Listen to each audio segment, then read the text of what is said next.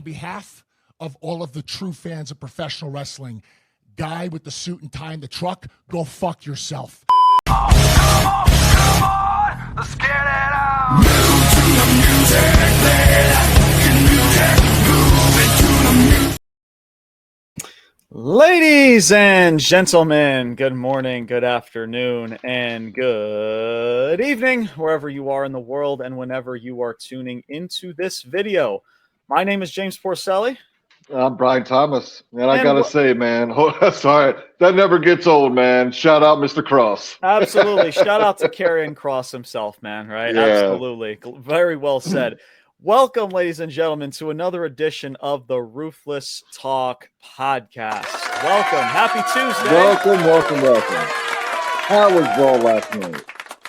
How was Raw last night? Oh, boy. I can sit here and tell you exactly how Monday Night Raw went last night. And we're going to talk all about Monday Night Raw in this show. So, yes, ladies and gentlemen, it is a Tuesday night as your boys are now under a new, let's say, schedule, a new little regimen, right? Still our normal podcast schedule, right? Talking Monday Night Raw, Smackdown reviews that you see every week on this show. As of this week, ladies and gentlemen, there is going to be a little bit of changes to our schedule, right? For the better, though, because there's going to be a whole lot of good content coming your way.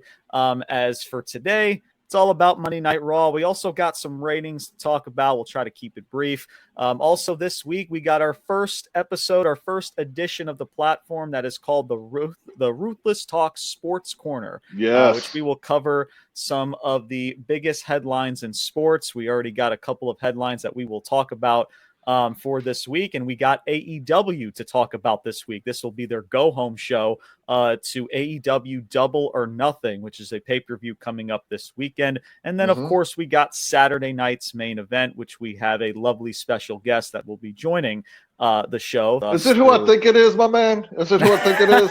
Yes. All right. Yes, it is. Shout out, Mr. Porcelli. Yes. I appreciate you, bro. Yes, we'll save it. We'll save it for. We'll save it. Yeah, we'll save it for Sunday. I got you, my man. If she's listening to this, shout out to her. Or watching, I'm sure she's watching. Yes, ma'am. Shout out to her. She is a familiar face on the platform. She's been on the platform before, and she will be back talking Saturday night's main event. So. We got Saturday night's main event to talk about. We will talk about AEW Double or Nothing. So a lot more good, juicy content coming your way with a brand new schedule and regimen and so much more stuff to talk about as well. But so without further ado, man, we're going to jump straight into business. All right. Monday Night Raw. I just continue to struggling to find the words about Monday Night Raw. It's Monday Night Raw, so you know what that means, right? It's more lackluster, lazy, soulless, effortless booking and an absolute shit show and a shit fest. What am I talking about? But we'll talk about it in full detail. One segment, one match throughout these 2.5 hours. Not really 3 hours. Now it's about a 2.5 hour window, but we'll talk all about it. But first things first, man, I really want to talk about this as we talked about SmackDown in our last show. Of course, we talked pretty much, I guess you can say, ripped it to shreds of how horrible the booking is, even on that show, even on the other side of things in WWE, the other brand. It's not as great either. So, and their numbers once again continue to prove it, right? As SmackDown lost compared to last week, they lost over 150,000 viewers on the USA Network, right? That's a big dip in a week, man. That's a big dip in a week. Absolutely. As back on May 9th, they had 1.4 million viewers and viewership on the USA Network. And I gotta imagine, was that a Cena? Well, I mean, was Cena there? Or I think Cena was there because Backlash was that Saturday, was the day after. So yes, you're correct. John Cena was there. So a 1.4 million on average was last week.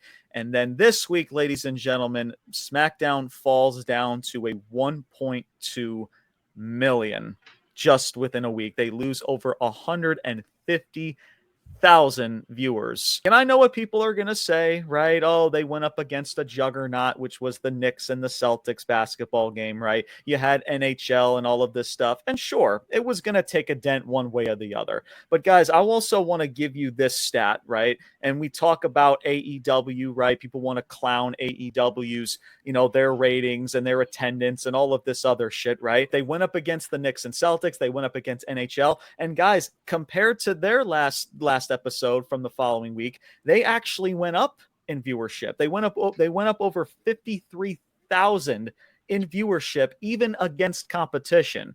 Right. So are you talking about Dynamite or Collision? Dynamite. Dynamite, yeah, no, probably. Dynamite. Yeah, Yes, yeah. Absolutely. This was Wednesday when the Boston Celtics also faced the New York Knicks. So again, we talk about competition and playoff games and NHL and holidays, your sister's ass, all of this shit. Right. But again, man, you look at AEW to where, listen, they were still able to gain viewers from last week. They went up in viewership. Yep. So again, man, this is more, guys, than just a playoff game, right? There was just more than a playoff game, right? This is more than just, the Subway Series, Mets and Yankees and all of that stuff, right?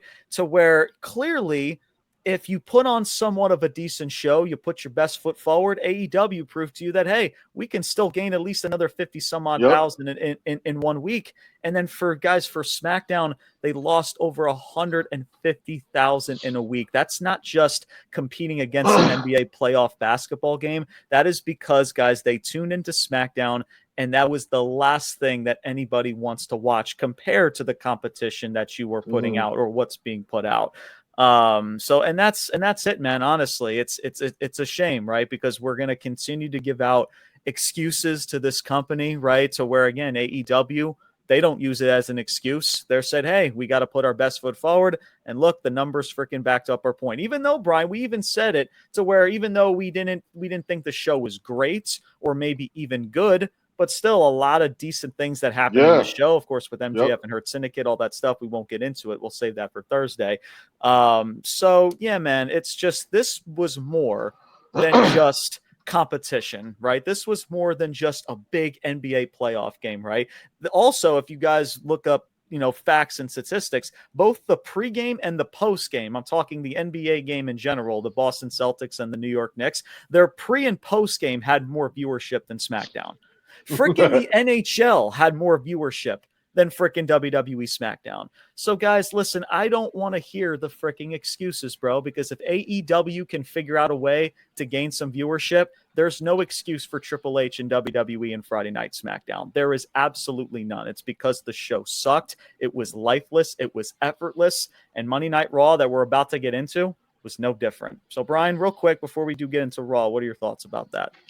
I'll keep it short, man. I mean, it's no surprise. I guess they can and probably still will wrestle. And I mean, at least they're still cracking over the 1 million mark. So for now, I get, right. For now. So I guess, they're keeping their head above water there. So, we'll see. But yeah,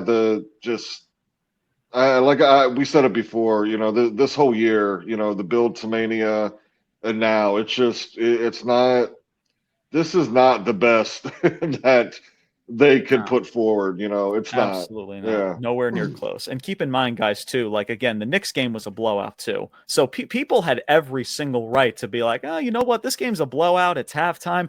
Let me go out and check to see what SmackDown's got going on. And they see a freaking lifeless, soulless match between Aleister Black and Carmelo Hayes that's going absolutely nowhere. You're seeing an R-Truth promo segment, building up for Saturday night's main event. Why the hell is this on this show?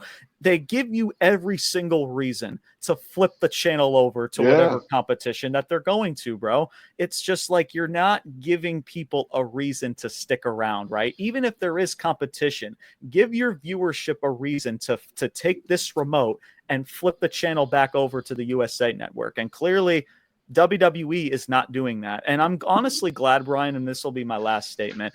I'm honestly really am glad that a lot of fans now, you're starting to see it a lot in the wrestling community. A lot of people are starting to finally see through Triple H, WWE, and their bullshit for how bad the creativity has been.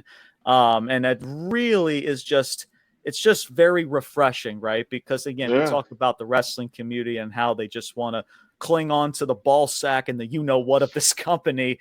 And it's just like, all right, listen, if you like it, cool, much love and respect, but like you can't be shocked, or like you can't, like, you know, be so oblivious to the fact that there's a lot of people that are just watching the show and they're like, this ain't it. What You is know, this? it's like, what the fuck am I watching here? You know?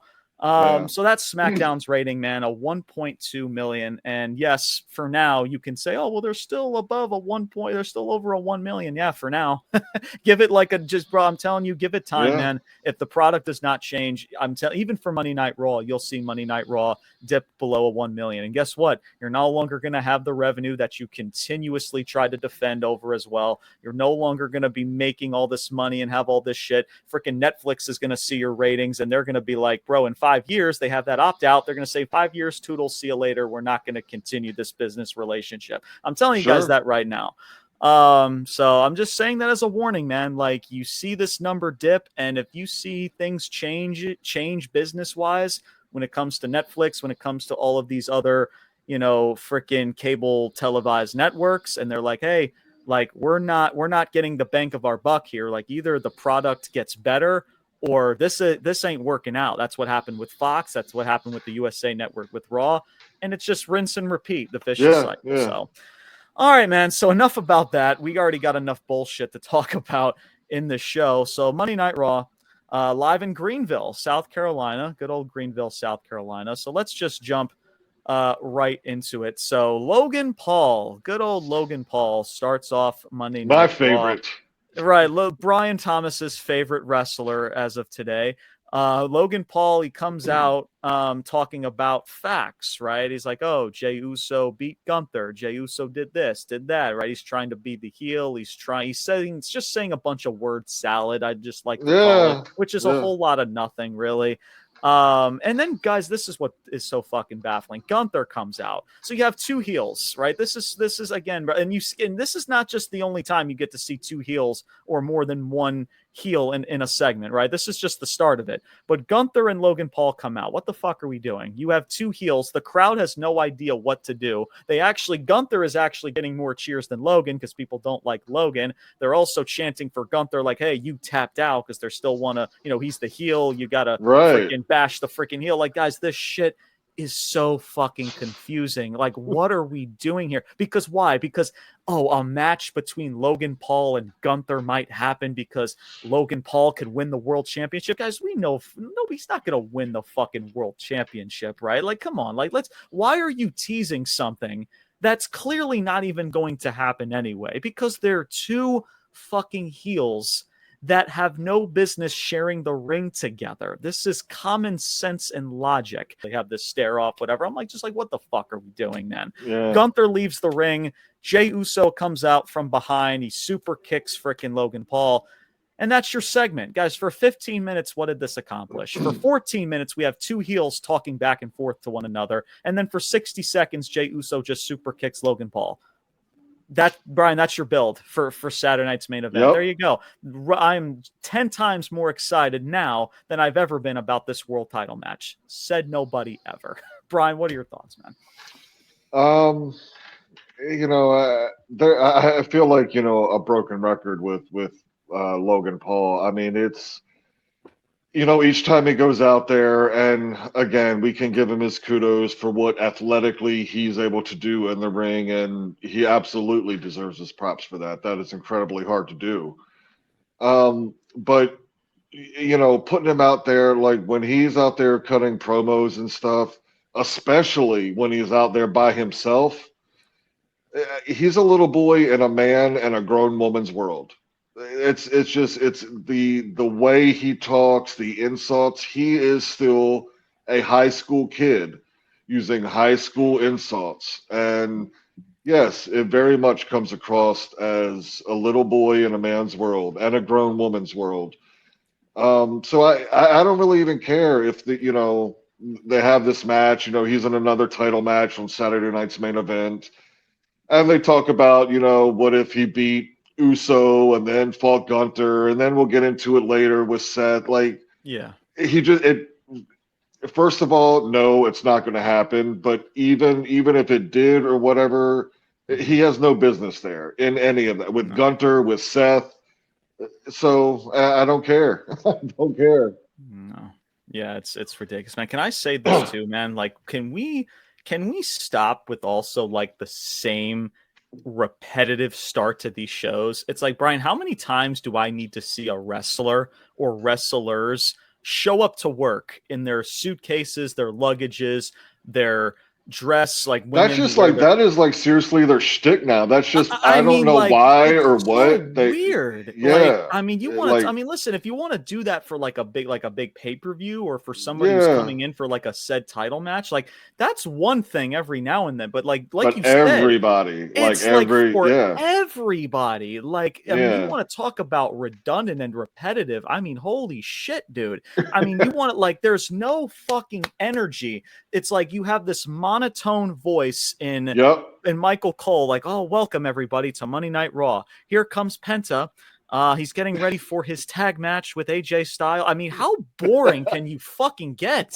I mean, Jesus, like golf claps, right? It's like you'll get a little eruption. When there's Nia Jax coming in, and I'm not sure there's a suitcase behind her. Yeah, right? She's gearing up for a big match tonight. And, fucking Cody Rhodes and his big ass smile. Hey, Diddlesticks! Hey, Diddlesticks! Hey, with his fucking coffee. Like, what are we doing, bro? Can we actually start like when freaking 8 o'clock Eastern Standard Time, or if you're West Coast, 5 o'clock, West Coast time, right? At the start of the show, can we add a pulse, like a big, huge, like Monopoly thread, or like some type of cliffhanger, like boom, like to start off the night, like whether it's Vince McMahon arriving to the arena in his limousine, like it's like Jim Ross would say, business picked up because Vince McMahon just arrived to the scene. And then boom, then you go to your freaking opening intro music, right? And the pyro and all that shit. Like there's no fucking energy, right? You have more energy at a fucking cemetery. Like it's ridiculous.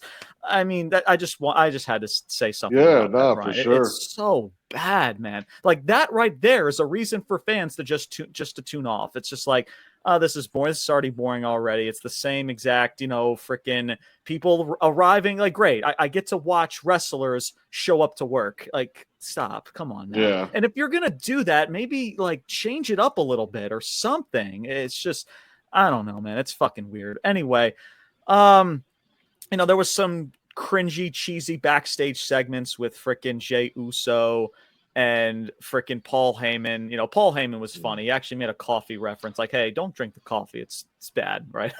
That whole shtick was kind of fun. I don't even drink coffee. It took me a coffee freaking line to actually get me to like chuckle or do something. Cheers. Right. Shit, right. Freaking, here's my water. Freaking cheers to that. So you had Jay and Paul Heyman in a backstage, right? Just reminding, hey, you're gonna face Braun Breaker for the 10,585th time. Freaking in the main event. But this time he's here to hurt you. Right. This time he's gonna freaking hurt you, and he's going to rough you up going into your matchup against Logan Paul. That's again riveting fucking television.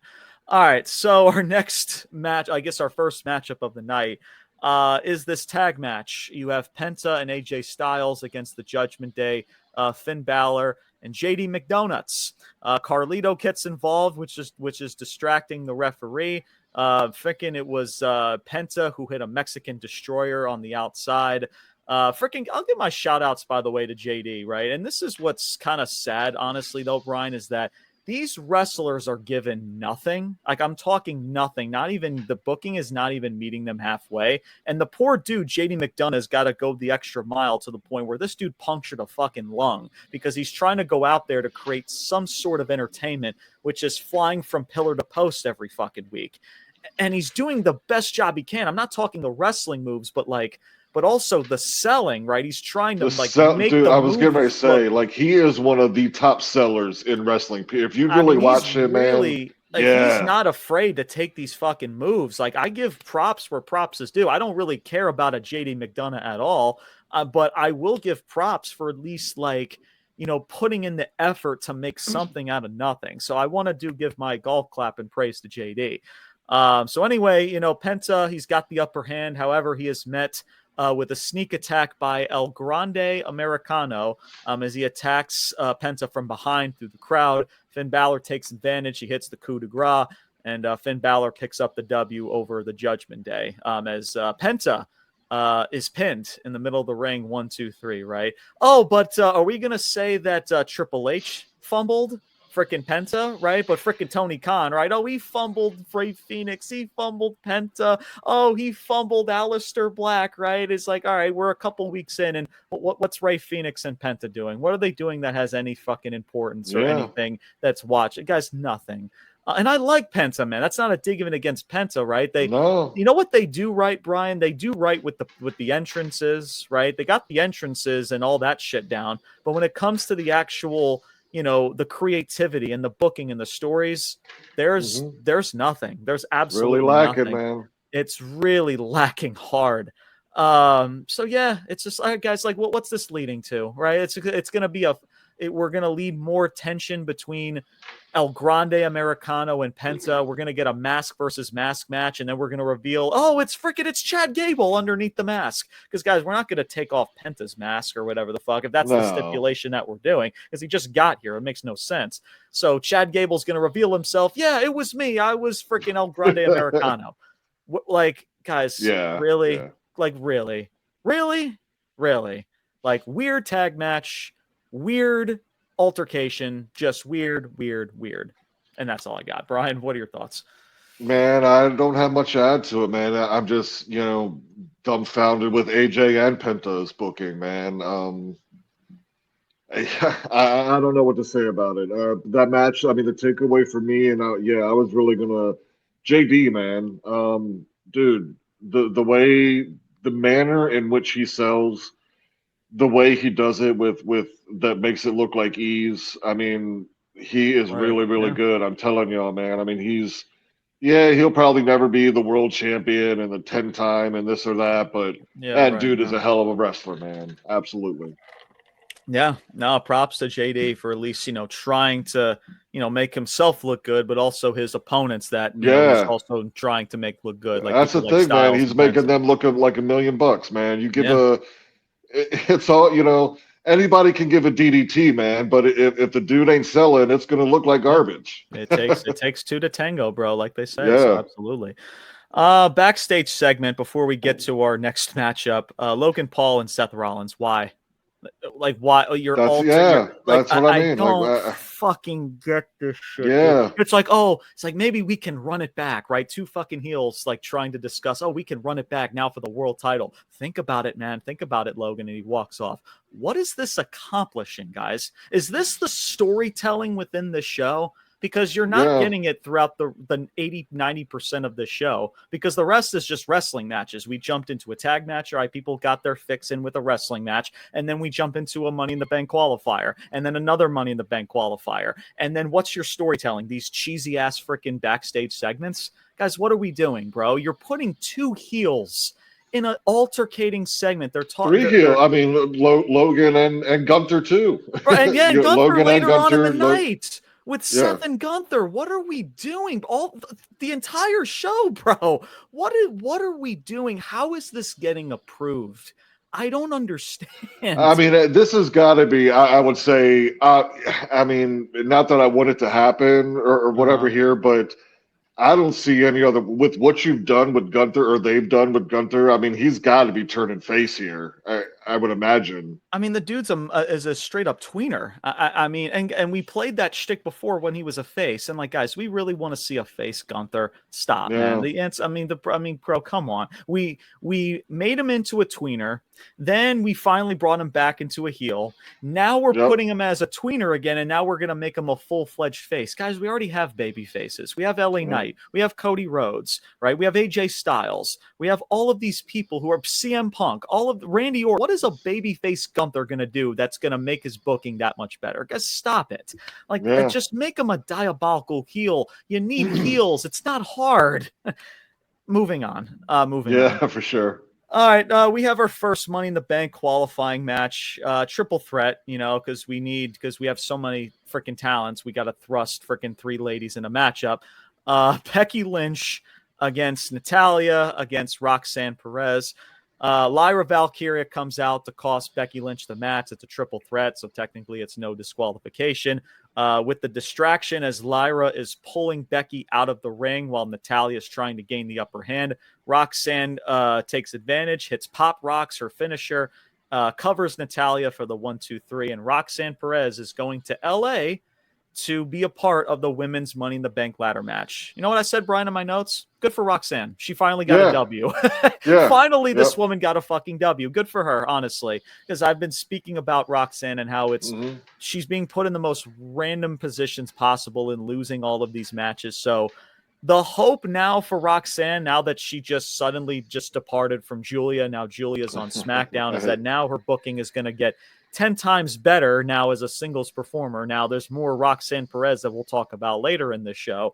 But she goes to Money in the Bank. I mean, obviously, this was a way to protect also Becky Lynch, continuing her feud with Lyra, who's most likely she's going to take that women's IC title from probably in the near future. So you knew that they were going to continue that. So Becky Lynch doesn't lose anything at all. And then Roxanne, that way you knew, because Natalya wasn't going to win this match, obviously. She was going to be the fall gal, and it was going to be to Roxanne Perez. So obviously all of this makes sense. It's just that I just don't trust WWE that they're going to actually make Roxanne Perez a bona fide superstar. I just don't trust it. She's in a ladder match. Good. I would love to see her maybe win it. But again, I don't know what holding on to a briefcase or winning a championship right away is going to do for Roxanne Perez. And Becky Lynch, man, I'll give her credit. She is a damn good heel, dude. They right at the beginning of the matchup, she's like trying to persuade frickin' Roxanne. Like it's like the veteran, right? The professional, the veteran trying to manipulate the young up and comer. I thought that was pretty cool, man. I'm not going to lie. So Becky Lynch, man, she does good work and she's helping out Lyra. So I'm not going to bash this compared to other things I'm going to bash throughout this show. So yeah, Roxanne Perez wins a matchup. Great. Awesome. Brian, what are your thoughts? Yeah, I got no problem with that, man.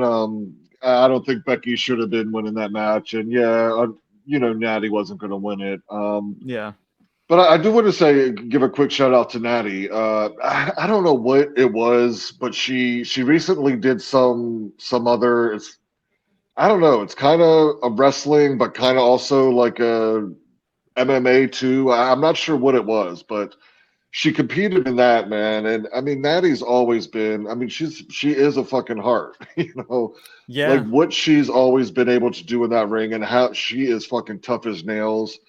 I feel like she was unfortunately a little bit before her time. Like if she was coming up in her prime now with the likes of like a Rhea Ripley and a Jade Cargill and Bianca Belair and like bigger statured women, man, I think she could have really been utilized and been a much bigger star than she ever was, because she really can go in that ring.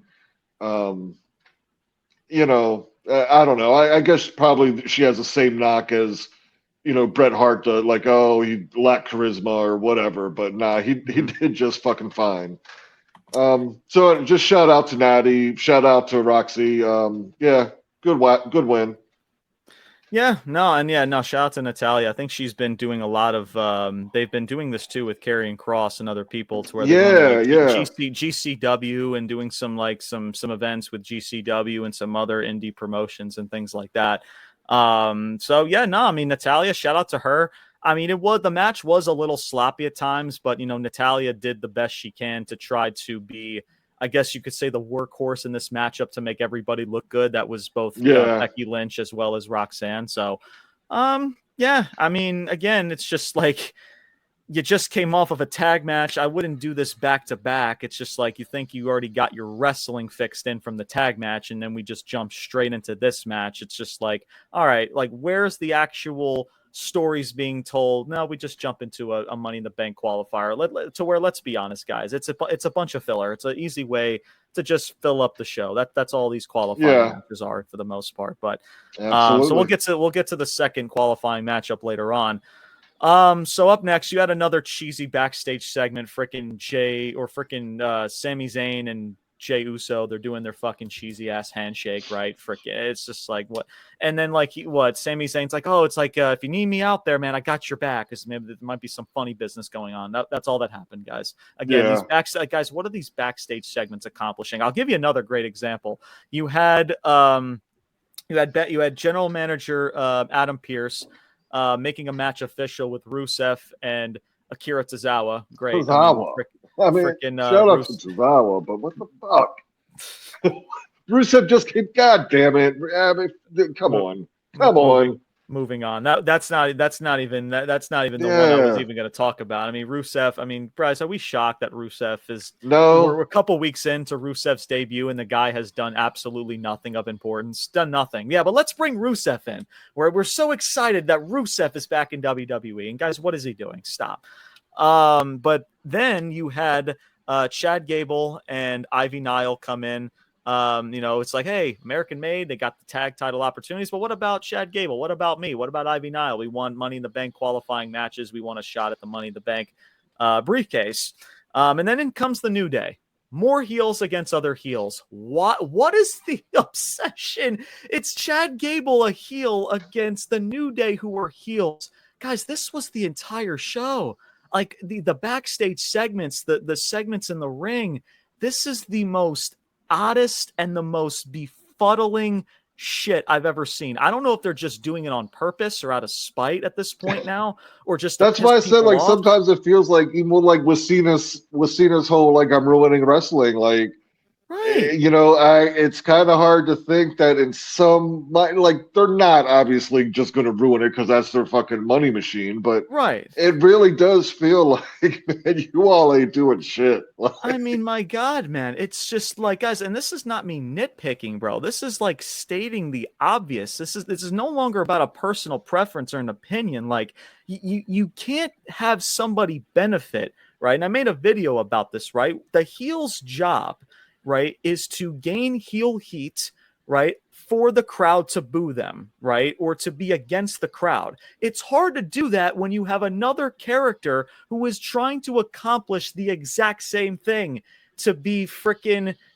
egotistical, to be arrogant, right? Like, what are we doing here, bro? Right? Like, you're trying to what? To be different, right? That's a Triple H era. So now it's a new era. So now no longer are we giving a fuck about heel versus heels. Just throw anybody out there and people will fucking eat it up. Yeah. I swear to God, man, this shit is so fucking bad. And it gets fucking worse. Sheamus against Grayson Waller. Sheamus defeats Grayson Waller. That's all I have in my notes. And then what? Freaking Austin Theory is smiling and grinning because Grayson Waller is getting his ass kicked, right? So, guys, like, how long have we been doing this now for? We've been doing this now for months and months and months because clearly this company has no idea what to do with these two. They want to figure out a split and a feud, and they don't know what to do. So let's just, every single week, just have them keep doing the same exact thing, right? Throwing them under the bus, throwing them in matches, whatever the fuck, right? And let's just do that for 6 more fucking months. We might do that until when? Probably what, 2055? Like, guys, stop, man. And like Austin Theory, right?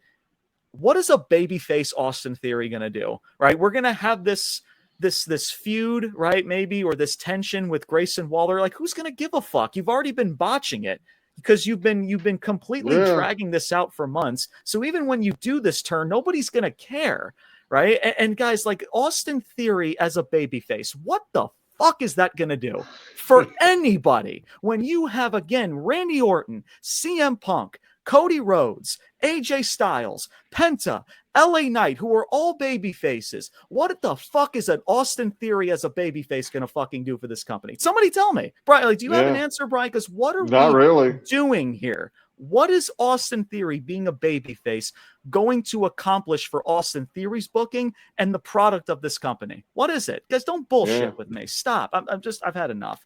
Brian, before I have an aneurysm, what are your thoughts? No, well, I'll go on the other end with Grayson Waller, man. And I mean, if you remember back, when he was leading up to leaving NXT, man, I mean, the Waller effect and everything, like, it was pretty hot, and he was pretty good. And I know he did get an injury, but I mean, it seems like that was how long has he been up here now? Like a year and a half, 2 years. It seems like so long ago that Probably, I like think it's been about at least 2 years now. Yeah. yeah, that like I don't. It seems like did you piss somebody off in the back that like so I don't know. I mean, like and this always happens or seems to frequently happen with NXT stars. Like, yeah, he was doing pretty damn good down there in NXT, and he came up, and it's been 2 years of just not being able to get his footing, or I don't know, but yeah, it's nothing of any interest really.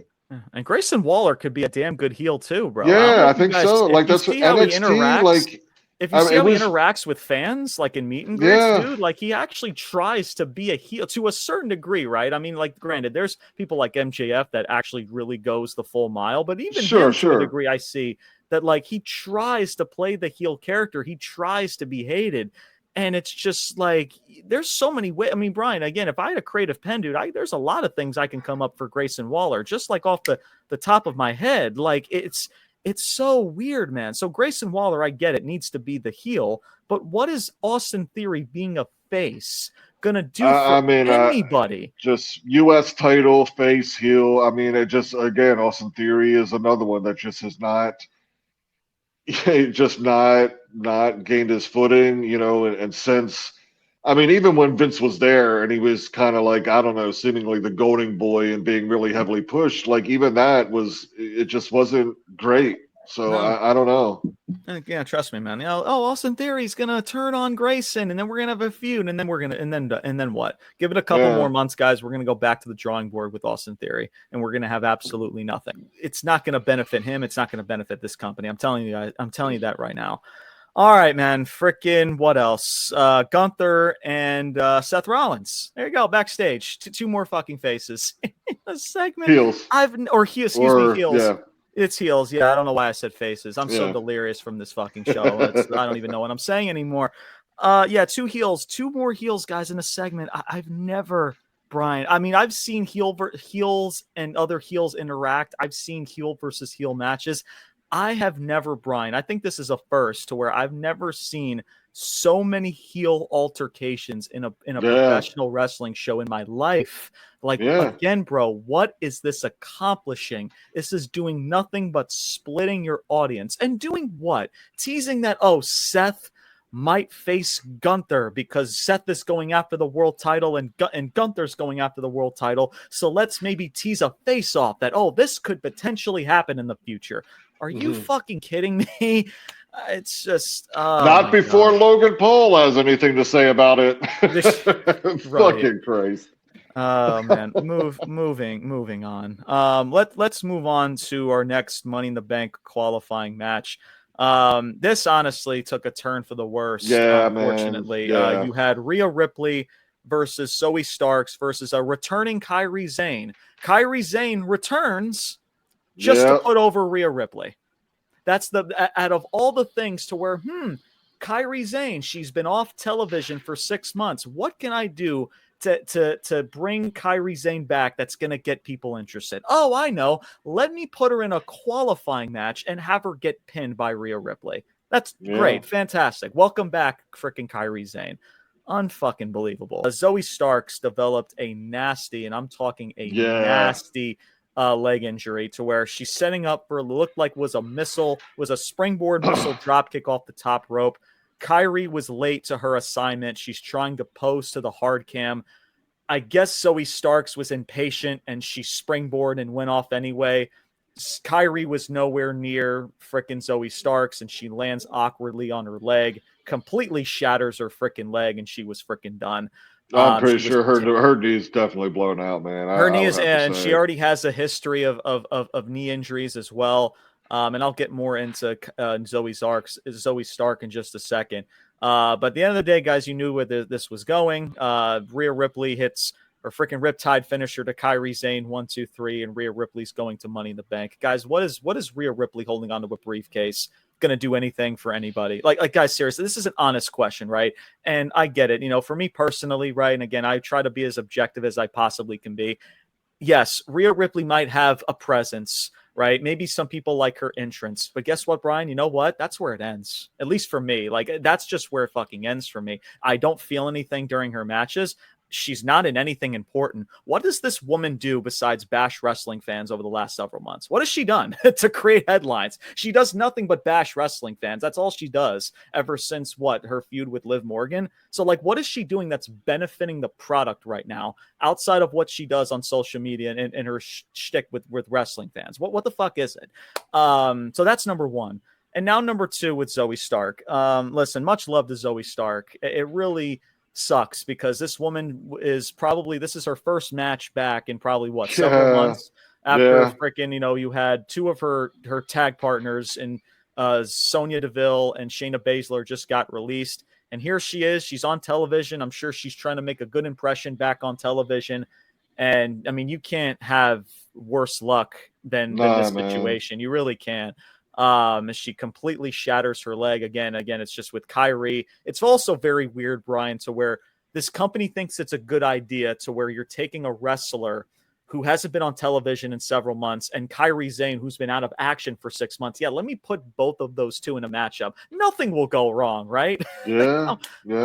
Anyway, that's a different discussion, but just much love to Zoey Starks, man. I mean, probably not only, Brian, is this a devastating and a very just gruesome injury that was developed by Zoey Starks, but this honestly, Brian, might be the last you'll ever see of Zoey Starks in WWE because her contract is coming up to an end as of in the next couple of months. She already has a history of knee injuries. The writing is on the wall to where that's why pretty much you've seen people like Tegan Knox was sent out the door. People like Dakota Kai was technically sent out the door because of their recent nagging injuries to their legs, to their knees. And Zoey Starks is in that same ballpark, unfortunately. So and it sucks that this is how she has to go out. So it really does suck. So much thoughts and prayers to Zoey Starks. We wish nothing but a speedy recovery. And it just sucks, man. You hate to see, if it was anybody, you would hate to see that. And it's just, yeah, man, for that to technically be the last time you'll probably see Zoey Starks in WWE, that's crushing. That really is crushing, man. So that's all I'll say. But Brian, what are your thoughts on this, Money in the Bank qualifying match? Yeah. I mean, it seems, I mean, because Zoey wasn't going to win that match regardless. Neither was Kyrie Sane. Yeah. No. So, I mean, Rhea was definitely going over. And I'll start there. I mean, if this is, God, I hope it's not. Because, I mean, you see the friendship and the tag team or whatever between Io and Rhea. And, man, if this is something where this is just going to continue, but now Rhea wins the Money in the Bank. No, please no. No. And then to Zoey, man, yeah, that's god awful, man. I mean, I know I've talked about her really since I've seen her. That woman could go in the ring. I mean, really, some creative type moves, things we've never seen before. Yeah. I thought her tag team with Baszler, I thought that was really good. I had or at least had a lot of potential. So yeah, her entire time she's been here, Zoey Stark. Like I don't know. I don't know why she never seemingly could again get a foothold. I think she was a fantastic wrestler. He could hold her own with the promo. She was great in ring. Her tag with Shayna worked. I don't know, man. So yeah, very, very unfortunate. Where I hope she makes it back somewhere, man, because I really do think she has talent and something to offer. So, yeah, speedy recovery, and hopefully we'll see you down the road somewhere. Yeah, absolutely. All right, y'all. Next segment was the Judgment Day backstage, as Finn Balor has found a new member of the Judgment Day, and that is Roxanne Perez. Yes, Roxanne Perez is introduced by Finn Balor as the newest member of the Judgment Day. And let's just say Dominic and Raquel and others were not so pleased, as clearly this was not discussed within the group.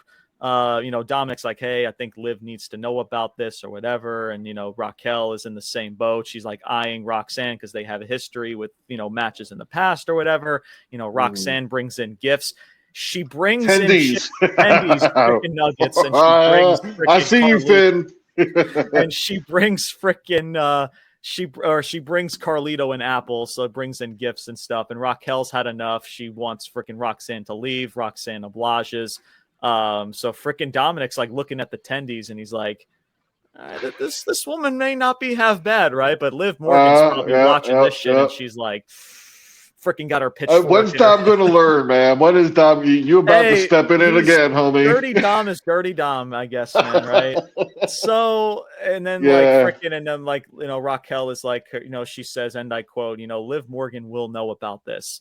And Finn Balor laughs, and he's like, oh, I can't wait for her to find out. So clearly this is continuing to tease, added tension with Liv and with Finn Balor, along with Dominic as well. So I'm gonna be fair, right? Again, listen, I've bashed a lot of shit already in the show, but I do want to be fair and at least try to find some positive here, right? So where, let's face it, I will mention the negative here. This is technically a recycled Judgment Day storyline, because this is the same way that JD McDonough came into the Judgment Day, right? The same exact way to tease Damian Priest and Finn Balor, right? The same way that Liv Morgan came onto the scene, that departed Rhea Ripley from the group. And now we're doing the same thing. Now we bring in a Roxanne Perez, and now this is trying to add, I guess it's karma, right, for Liv Morgan, right? Because this is how Liv Morgan was able to win the world championship and to be in the limelight around the Judgment Day and this new shtick. So now it's karma to where Finn Balor is now trying to kick out both Dominic and Liv. So to a degree, right? And again, I'm trying to be nice and fair. It can work. Like, the pieces are here to where, like, hey, you got Roxanne, who's now here, who's now the new, I guess, the new, what's the word I'm looking for Finn Balor, right? I guess just the new member to Finn Balor's liking, right? The same way, again, that Finn Balor brought in people like, freaking Liv Morgan and other people, like, again, JD McDonough. So it's recycled, it's redundant, but it does make sense, right? So where Liv Morgan is getting her comeuppance, her karma, and I guess this is a way to help Dominic become more of a baby face, I suppose, because of this expense of Finn Balor. So, and yeah, I mean, it makes sense. I want to see this work, but I'll be honest with you, Brian, there's two things. Number one, I still don't even know if WWE has a clue on where to go with this. And number two, I don't even know if there's going to be any care and effort even put into this when this is all said and done anyway. So there's positives and negatives to this, but I will say, man, right, out of everything in this show, I'll at least take this. I'll take the chicken tendies over everything else that I've seen in this fucking show. So, Brian, what are your takes, man? No, it's crazy, man, because I kind of felt the same way. Like, I mean, Roxanne Perez, like, okay, being introduced here and is going to play a role. My only thing here is, like, look, once Liv comes back, from what she's shooting a movie or something, has a part in a movie.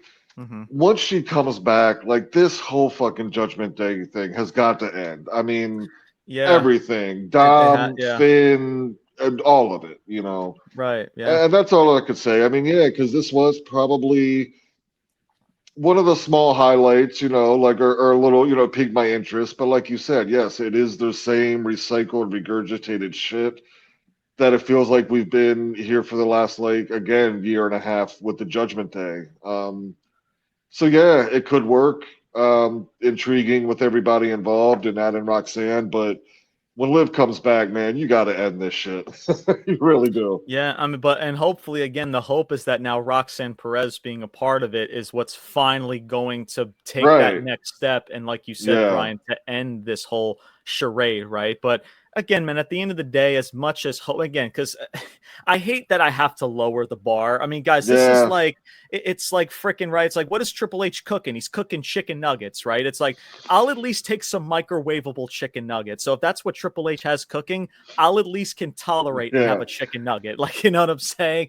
So it's a redundant, recycled storyline, because we are doing that with the bloodline right now. It's the same thing with Jeff Cobb, Solo, and Jacob. It's the same thing, right? The only creativity that we have in this company is to recycle everything. But at least for this case scenario, to a degree, whether we like it or not, it makes sense. But the more you do drag this out, the more it's just going to become more redundant. Yeah. And when you finally do the turn, it's not going to matter anymore. You know what I mean? Yep. So the goal, I guess, is to make Dominic more of a baby face now moving forward, because after, again, the reaction that he got at WrestleMania, I mean, Yeah. and here's what I'll say too, Brian, about like heel turns and face turns, right? Or trying to book a heel, right? But like they're the cool heel that, as even though they're heels, like you got to cheer them, right? Because the excuse is like, oh, it's just like Dominic's a heel. Like, what are you doing? We mentioned about like, oh, like why put Penta in with Dominic when he's getting out cheered? It's like, oh, well, James, well, fans are fickle. True, absolutely. But it's the company's job to give Dominic continuous heat to where even though you may like him and he thinks he's a cool heel, right? The dastardly things that you would do with Dominic's booking, it's just like you still have no choice but to boo him, right? So what is the answer, guys? It's just, oh, fuck, Brian, because he's getting cheered. Oh, there's nothing else we can do. No, there is something that you can do, right? Frickin' get creative. You know what I'm saying? It's just like every time the crowd just cheers a superstar and Triple H is just like, fuck, I mean, they're cheering. What can I do? Like, my creative brain is going up in smoke. Just turn him face. But keep this in mind too, and I gotta, my generation, I'll definitely take credit for that, and you got to remember Triple H came up in that era too, where there is an element to where like, like the NWO, right? Stone Cold to a degree, or The Rock at certain points, DX at certain points, right? When the heels did become cool, like I don't like wrestling has never kind of recovered from that, you know what I'm saying? Yeah, no, and I agree, and that's why I bring it up to where, like, listen, like if the fans are still ovacious to the heels, then it's just like, well, you're not doing your job properly enough, right? Like, still give the fans like a reason to truly still boo the heels, right? It's just like, you son of a, like, boo, because he just did something so dastardly, right? Even though, we may like them as a heel, but damn it, like, I'm sorry, I still gotta boo this dude because of what you see what I'm saying, bro? Right. So, no, I totally get it. You're absolutely right. Like, and that's why I bring it up about heels and like, oh, they're really cool heels. Like, you can't help it but cheer them, right? So if that's the case, it's just like, and I get it, you got to read the room, and sometimes like if somebody's getting cheered, you got to read the room. Yeah, you flip them face, right? But right now with WWE, they're in a situation to where you need heels. Yeah, you need for sure, heels in this 100%. company. So for if everybody's just going to cheer everybody because you don't give a shit about whether people are heels or faces or tweeners or whatever the case may be, if somebody just cheers somebody when they're supposed to be a heel, you can't just give up and say, well, fuck, we got to call an audible, turn them face, right? And just do absolutely nothing about it, right? It's just that's what I mean too, Brian, about effort. Like, you're not putting in any effort to try to build up heels, to try to build up some heat. Yeah, for sure. Right? Because everything in this show, there's no heat. Like, there's hardly anything. It's wrestling matches. It's qualifying matches, right? Next week, bro, freaking, I don't know how this makes sense. American Made, The New Day, and the War Raiders are in a triple threat tag team match for the tag titles. Didn't the War Raiders just lose last week or 2 weeks ago?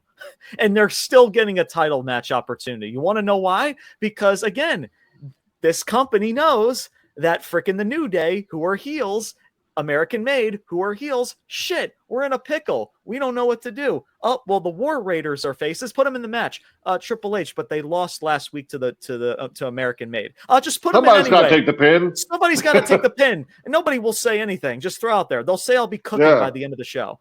Like, and I'm telling you, man. Like, listen, it's little things, man, to where you guys may not like what I have to say, but I'm sorry, there's just a lot of honest and truth to it. There just is. And that's just what it is, man. So, for next week, you got Money in the Bank qualifying matches, Rusev and Akira Tozawa, and this weird triple threat tag team world title match. Yeah, riveting television. Brian, are you excited for next week? Because after listening to all of this stuff for next week, I'm super excited. Like, seriously, I don't know. I might ditch the Knicks and Celtics, or Knicks and freaking Pacers if it's on next week. Right. Holy shit, dude. Yeah. Anyway, let's get to the main event, man. Let's just end this. You got main event Jey Uso versus Braun Breaker in your main event. Once again, if this sounds familiar, it should, because this is probably the 2,467th time that you have seen a Jey Uso versus Braun Breaker matchup. Jey Uso, who's hitting the ropes. Paul Heyman tries to grab the leg of Jey Uso. Jey Uso slowly starts to go after or walk towards Paul Heyman. Paul Heyman's retreating, and Paul Heyman's just like, fuck it. He takes the jacket off. He's like, listen, if I'm going to go down, I'm going down swinging. He's like, put him up, right? And then freaking, right? Shout out to everybody who knows that reference. So freaking, Paul Heyman puts up his fists. Jey Uso's coming after him, and then he's attacked from behind by Seth Rollins. The bell rings, so it's a disqualification, as we knew it was probably going to be, right? So Seth Rollins forces the DQ. So Braun Breaker and Seth Rollins are on the attack. Sami Zayn comes in to try to even up the numbers. And good old Phil Brooks, CM Punk, comes out. So now it's 3-on-2. The heels, once again, if this sounds familiar, it should, because this was the exact same scenario of what we did freaking not too long ago. It might have been last week or 2 weeks ago. Last week. It was last week. I think it was last week. Yes, absolutely. I think now that my memory serves me right. Last week at the start of the show, you had Punk, you had Sami Zayn, and you had Jey Uso. All had this new faction, this new team retreat up the rampway. Wow, Brian, this team, man, is so diabolical. They're so badass, man. For the second straight week in the row, they're fucking retreating. I mean, guys, what? Again, bro, I have no words anymore. It's just, not only are we not making Seth Rollins and Braun Breaker at least meeting them halfway to try to make them feel diabolical, but you're doing the exact same run and save and retreat up the rampway just fucking last week. It's the redundancy. It's watching the same episode over and over and over and over. And over again. And then that wasn't even it, to where you had Logan Paul enter the ring. He delivers that vicious right hand to freaking Jey Uso, leaves Jey Uso laying pretty much once again, guys. The same thing that happened just about a couple weeks ago. They did the same thing when Raw went off the air last week, to when freaking Logan Paul sucker punched Jey Uso after Monday Night Raw went off the air. And you do this once again. You do the same exact shit this week. Hey, Triple H, what do you got for Logan Paul and Jey Uso? Just have Seth and Braun beat up Jey, and have Sammy and Punk come into the show, right? That's what's also fucking weird. You had this entire 2.5-hour show, and you have Punk out there for 60 seconds of the show. Make it fucking make sense. That's number one. And then have Logan Paul knock out Jey Uso. Triple H, we did that last week off the air. Do it anyway, just to prove it. We got nothing else. Creator 912, do you have anything else?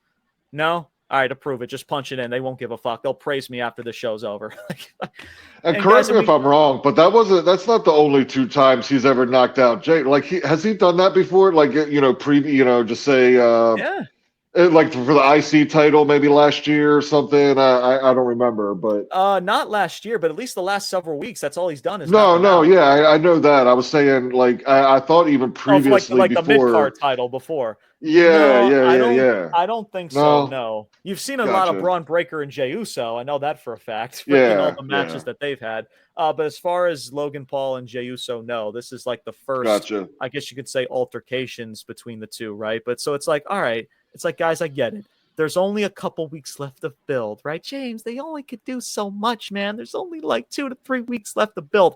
Either get creative or get this fucking shit off the schedule. If you're not creative enough to build up a world championship match properly, I'm sorry. It's one or the other. To where, listen, I get why Logan Paul is in this situation. I get it, because you're better off having Logan Paul take an L rather than somebody else on the main roster who is a full-time talent. I completely understand, but like, you gotta at least make it worth our while. Do something, even if it is Logan Paul, right? It's where I know a lot of people don't like Logan Paul, and that's fine. That's completely understandable. Trust me. To where, like, lately Logan Paul hasn't really done much for me at all. Seriously.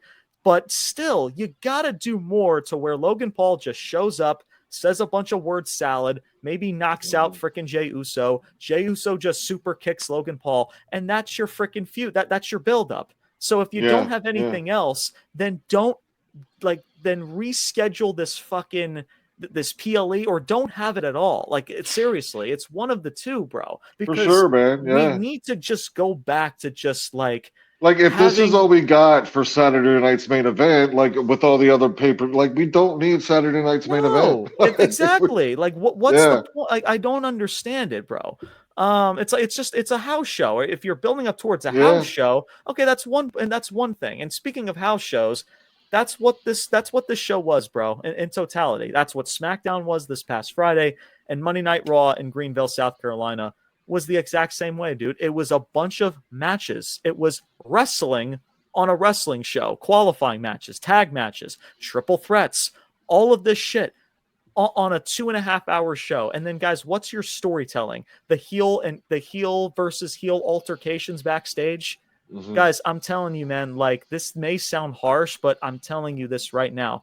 This shit sucks. Nothing is getting accomplished. These shows are continuing to get worse and worse and worse and worse. It's just like, it's a mess, bro. And I'm just out of words. I just don't know what else to say anymore. I try to entertain myself, right, on the shows and try to give you an entertaining review as I possibly can. But guys, I don't have any words anymore. Like, I can't be more honest to you guys who are either listening or watching this, to where this shit just fully sucks. It just does. And if you like it, much love and respect. But if you're so taken back, like, why do people hate this show? I thought Triple H cooked in this show. If you're so oblivious of why people may not like this show, there's no conversation to be had, because people like me and others are not going to bullshit, because this shit, guys, sucks. And the numbers, right, continue to go backwards, right? We'll keep putting heels in segments, and we wonder why the numbers are going backwards, why nobody's watching these shows live. It's a mess. It's a mess. Brian, what are your final thoughts? Final thoughts, man, is, man, I hope people really pay attention to this. Like, this is the main event segment and the main event players right now, right? You got that faction with Heyman, Breaker, and Rollins. Like, that is your biggest faction on Raw, your main event players. Then you got the world title, and you got Gunther, Logan, and Jey Uso added into that. All of it is that, again, is kind of your main event, top heel faction, world title picture, and it's garbage, 100%. It's fucking horrible, if you think about this, right? And I'm not saying, of course, like, every faction can't be the Shield, right? But think, if the Shield was booked like this, right? Like Braun and Seth, right? Coming out there trying, they're a heel faction coming out to dominate, wreck shit. But the first 2-3 instances you see the Shield out there, they're the ones retreating. The Shield never becomes the Shield, ever, at all. Yeah. So I don't understand. Yeah, it's not good. It's not good. It's ass backwards, dude. Like, we've completely sold out to the point to where we just don't fucking care. Like, there's just no effort. There's no energy. There's no effort. There's no care. Nobody's having fun, Brian. I truly believe that there is nobody in that creative writers room, including Triple H, that's actually sitting down and having fun writing these shows. It feels like to these people, right, these suits and ties, it's like a chore. It's just like, oh, what do we got to muster up in this show? Does anybody have any ideas? That's how it comes across. It's just like, let's just get the shit over with. Because it's like, oh, did we make our money today? Did we make our thousands of dollars in revenue? Okay, cool. That's all I care about. When do I go home? Is it 5:00 yet? We have to write the show. All right, cool. Can we muster this up in like 20 minutes? Cause I want to get the fuck out of here. That's what it comes across, dude. And like, if this company doesn't start to have fun, like, because with Triple H and with all these other people, right? Have fun writing these shows, right? I remember, again, there was Yeah, I can't stories speak about, for. I don't know what they. I mean, they might be having tons of fun, but it's shit. it doesn't come So across that way, dude. yeah, There's no way. There's no way you're telling me that you booked this nonsensical, redundant garbage to do the same thing over and over again, and you expect me that you're actually like dissecting everything and having fun creating these shows. Cut the bullshit. Absolutely not. yeah, So either find the passion, find the enthusiasm and the fun, or find somebody else that has it. Because if this keeps up, dude, yeah. you're no longer going to have your record revenue. You're no longer going to have all of your record sellouts, which you don't have anymore, by the way. You're going to have nothing but to rest on the laurels that your father-in-law created for you. And that's it, man. So I can say more things, but I'm just going to leave it at that, as it's already late on a freaking Tuesday night. But thank you guys so much for tuning in. This was our Monday Night Raw review for May 19th, 2025, May 19th. Shout out to Kane. If you guys know, you know, with that one storyline freaking back in the day. Once again, make sure you stay tuned for our Sports Corner edition of the platform. It is going to be the first ever episode that will drop this week. We also got AEW to talk about. We will also talk about this week. So a lot of content coming onto the platform. And once again, Saturday night's main event. Of course, you see the banner down below. Make sure you guys follow us on Instagram and on TikTok. That is Ruthless_Talk. Make sure you guys stay notified on all of our platforms. Thank you guys so much for liking, subscribing, smashing that follow button, that subscribe button. Again, with a super kick, a Mexican destroyer, a frickin' pedigree, a Batista bomb, whatever it is you got to do. We appreciate you smashing that subscribe button. We appreciate you smashing that follow button. And stay tuned for more content to come, which is going to be a jam-packed content week for the platform. Final thoughts, Brian. Final thoughts. Man, I'll keep it short and sweet, man. It's tired, so I will see y'all on Thursday, man. See y'all Thursday. Brand new addition to the platform. It's going to be fun, man. I'm looking forward to it. Some sports. No longer are we just a wrestling platform. We got some sports to talk about. What are those topics going to be? Y'all got to stay tuned to see what that topic is going to be for that episode. And that is going to do it, y'all, for today's episode. My name is James Forcelli. I'm Brian Thomas. Until next time, there will be a next time. Your boys are signing off saying salute. Peace out. And take care, everybody. Top guys, we are out. Frail, the skin is dry and pale. The we will never fail, and so we go back.